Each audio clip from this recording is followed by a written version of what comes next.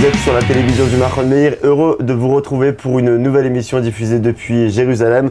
Nous sommes en présence de Rav Uri Cherki. Shalom. Shalom. Shalom Boker Tov Rav. Aujourd'hui, on va parler de l'engagement et plus particulièrement du mariage. Alors, vu la grandeur du sujet, évidemment, on se contentera avec le temps qui nous est imparti de parler de quelques points et de donner quelques éléments de réponse à ce propos. D'abord, en allant à la source de cet acte si déterminant dans une vie, d'où vient cette institution, Rav Uri Cherki?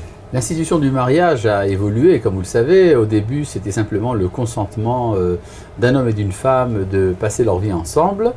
Et disons que ça se faisait par simple consentement. Et c'est une fois le mariage consommé, c'est-à-dire quand il y a eu rapport conjugal, que le mariage était effectif. Ça, c'est avant que la Torah soit donnée. La Torah a institué, nous dit Maïmonide, une cérémonie particulière dans laquelle il y a une sanctification de cette union qui en fait détermine le fait que c'est l'homme et la femme ne sont pas simplement un animal et une animale, mais une entité morale. Et que cette entité morale donc fonde sa relation également sur l'engagement mutuel. Alors, dès la création, vous venez d'en parler, apparaît donc cette notion de dualité, Zachar ou Nekeva, mâle et femelle, et puis Ish, Veisha, homme et femme. Dans les premiers versets de Bereshit, d'ailleurs, au verset 28, il est clairement dit Dieu les bénit, l'homme et la femme, et leur dit Peru urbu, umilo et haaretz, croissez, multipliez et remplissez la terre. On se pose alors la question, Rav Cherki, de savoir est-ce que la finalité du couple marié ne serait que la procréation, que d'avoir des enfants?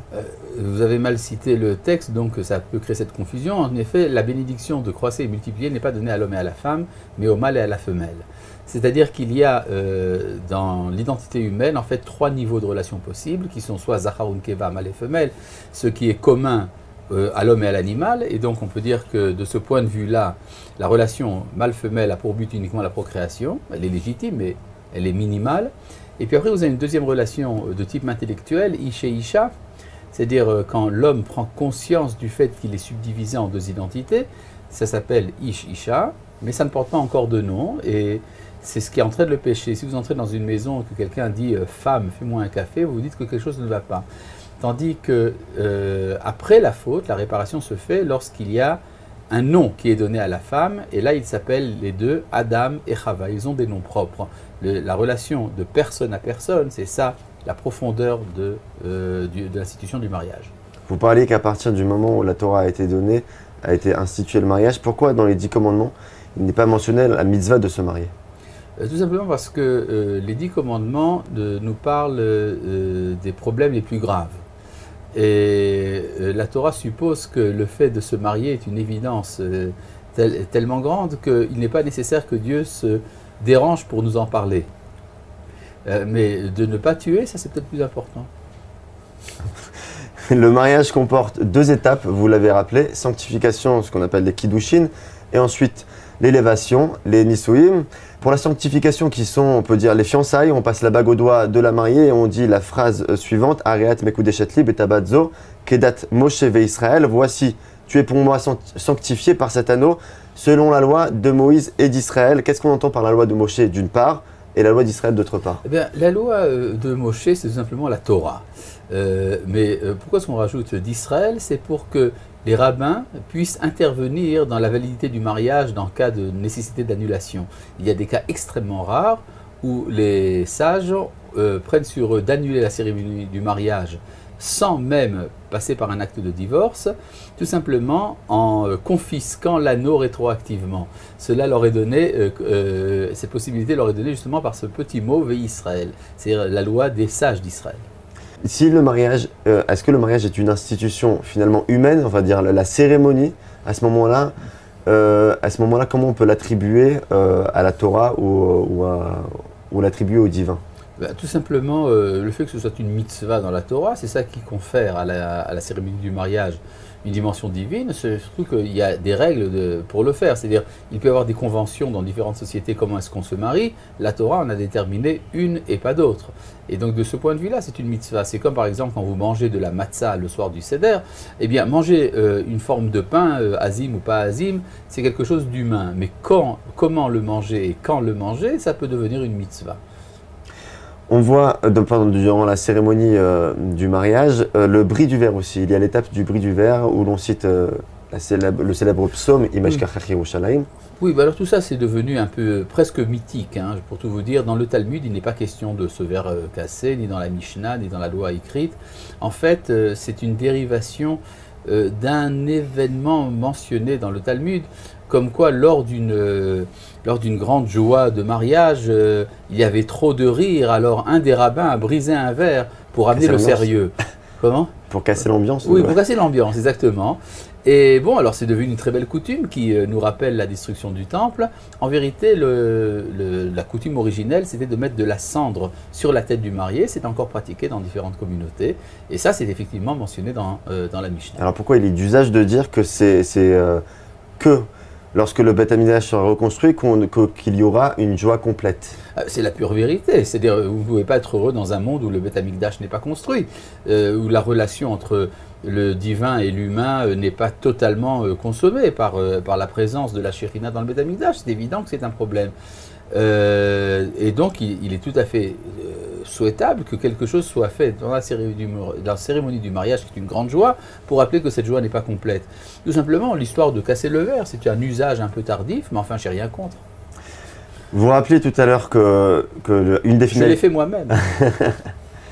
Vous rappeliez tout à l'heure que le mariage a deux finalités, au moins deux, la procréation, et elle a aussi une finalité intellectuelle pour le couple. Intellectuelle et morale. Et morale pour le couple. Sûr. Mais pourquoi y a-t-il obligation de se marier et de s'unir avec un acte de mariage?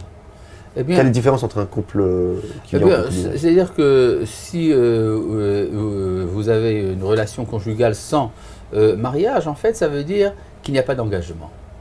Or, il y a quelque chose d'assez grave de prendre à son conjoint ce qu'il a de plus cher, et ça se traduit justement par l'intensité de l'émotion de la vie sexuelle, sans qu'il y ait pour cela un engagement. En fait, c'est quelque chose de, comment dirais-je, de cynique, c'est-à-dire d'exploiteur.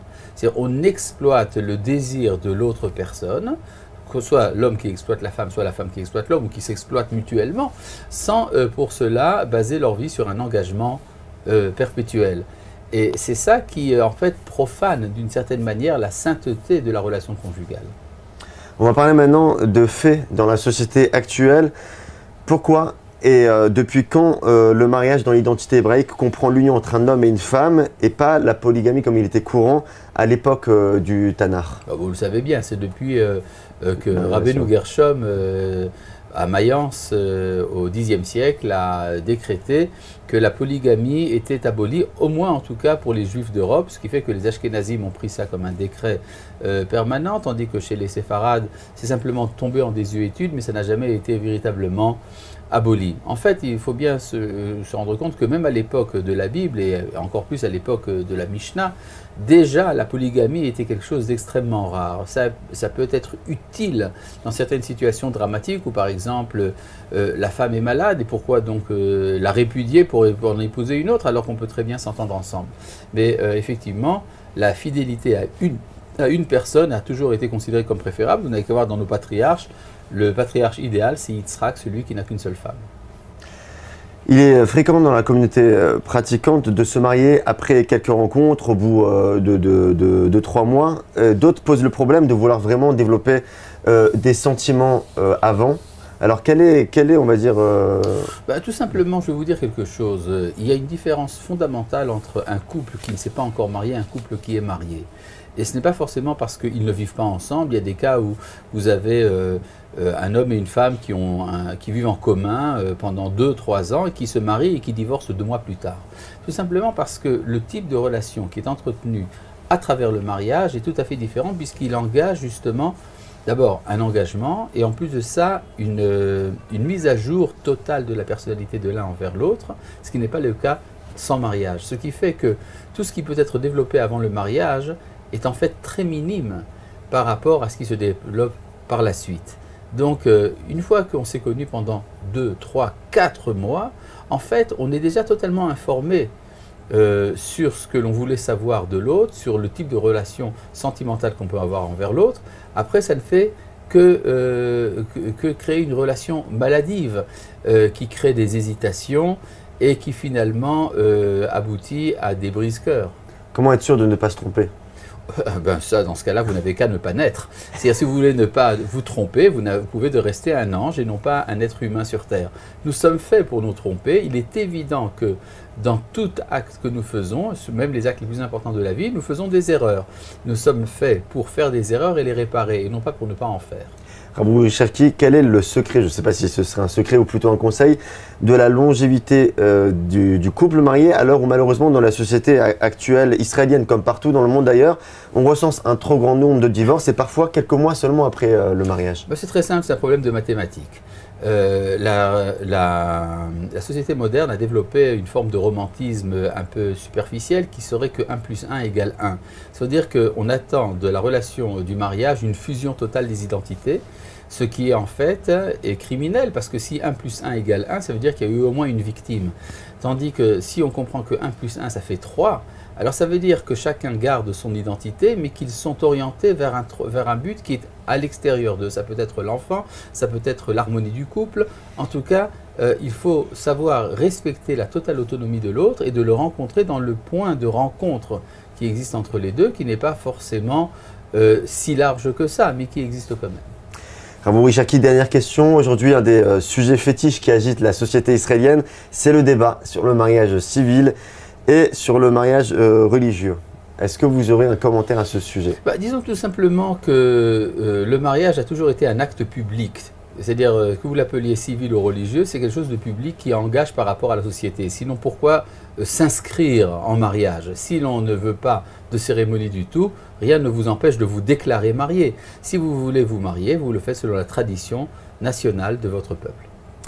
Merci beaucoup au Rabbi Cherki pour ces éléments de réponse. On se retrouve la semaine prochaine si vous le voulez bien, pour parler de la filiation et de la grande question qui est juif. Quant à nous, chers téléspectateurs, on se retrouve pour une prochaine émission très bientôt. En attendant, vous pouvez nous suivre toujours sur les réseaux sociaux, YouTube ou encore Facebook, et vous tenir au courant de nos actualités. Merci de votre fidélité. Kol Tuv, à bientôt.